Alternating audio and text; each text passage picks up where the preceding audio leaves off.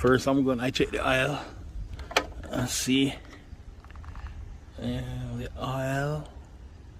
oils look clean and nice, really great. I got this thing for 2 years sitting over there, so I given to me by my neighbor.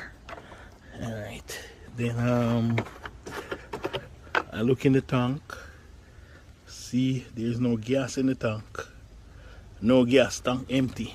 Alright,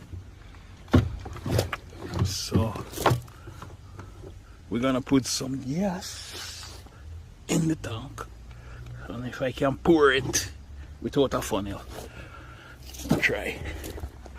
Maybe we can pour without a funnel.